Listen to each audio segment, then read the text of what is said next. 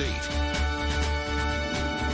A good Sunday morning to you. Thanks for joining us. I'm Dennis House. Welcome to Face the State. You just saw the newest Connecticut COVID-19 numbers. Hospitals are under tremendous pressure these days in treating the sick. First off this Sunday, the President and CEO of Hartford HealthCare, Flaks. And Mr. Flaks, great to see you here. Thanks for joining us once again, Jeff. My pleasure. Good morning, Dennis. So as we approach now, we're looking at phase 2. And this week, we might see the casinos opening. In your judgment, you think that's a good idea?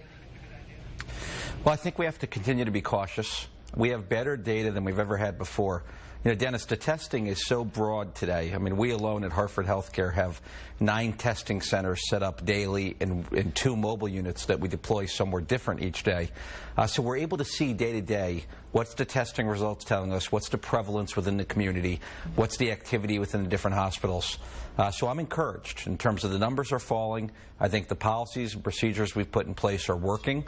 And I think we have to continue to be cautious. We have to watch it very closely on a day-to-day basis, and if we need to, we have to dial things back. But as we continue to put new things in place, I think the key word is caution as we go forward. And I want to touch on that word caution. What kind of advice do you have for people who are now going out in public, some for the first time?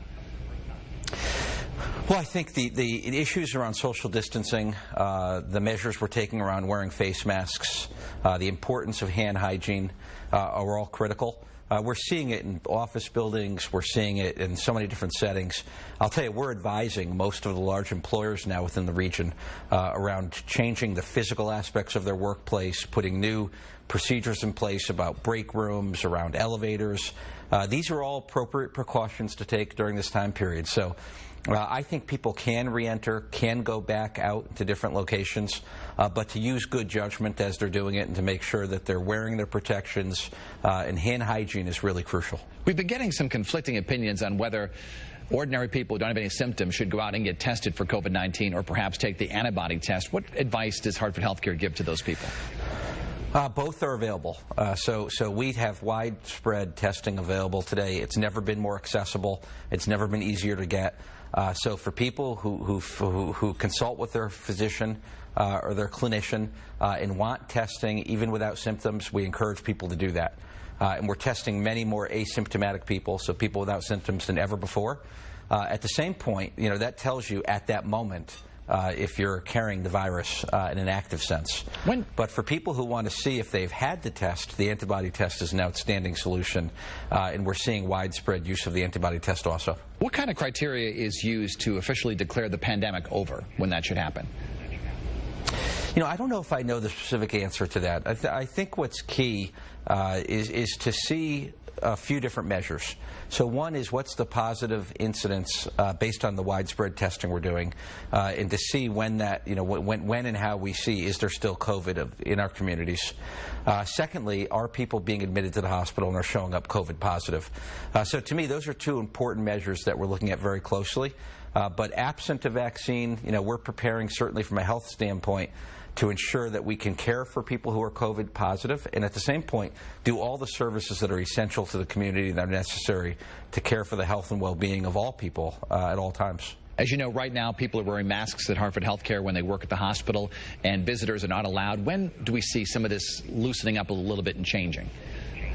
So we're evaluating it every day. So I will tell you, I don't foresee any time in the near future that we're going to see people within our facilities without having masks.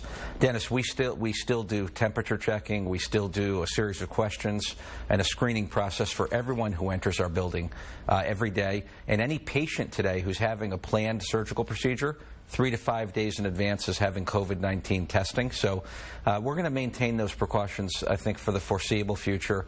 I think it's important to do as time goes forward. And again, the data will tell us at what point in time we think we can relax it. Many of our viewers want to know what goes on in the hospital. Let's say that a COVID patient is in a car accident, comes into the ER, cannot speak, and tell you that he or she has COVID.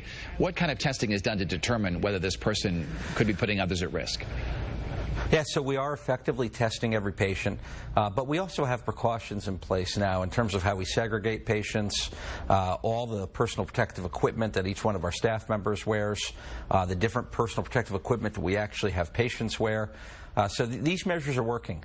we're doing a research study right now, Dennis, a very interesting study, and we've tested several thousand members who are frontline healthcare workers within Hartford HealthCare, and the incidence rate of people who work for Hartford HealthCare who've tested positive with antibodies is low single digits right now. The test is not official yet, but the early indications show that very few members of our team, in fact, have tested positive, thankfully. We've been profiling healthcare workers who really are heroes in the fight against this pandemic, coming into work, and we have some retirees coming out of retirement to help out a little bit.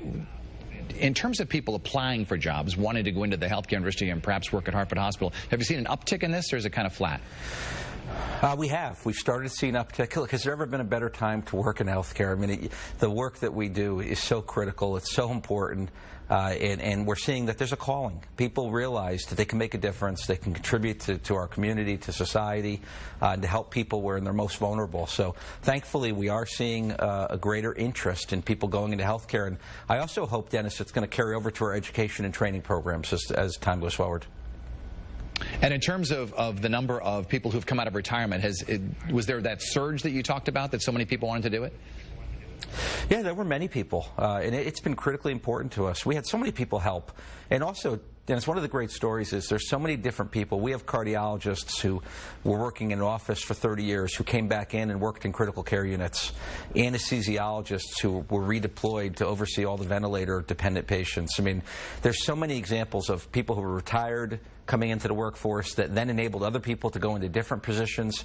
So just the mass influx of people wanting to help when the moments have mattered most has been incredibly rewarding to watch, and it was critical to us to respond to this crisis. Jeff Flaks, the President and CEO of Hartford HealthCare. We love having you here with us every Sunday for Face the State.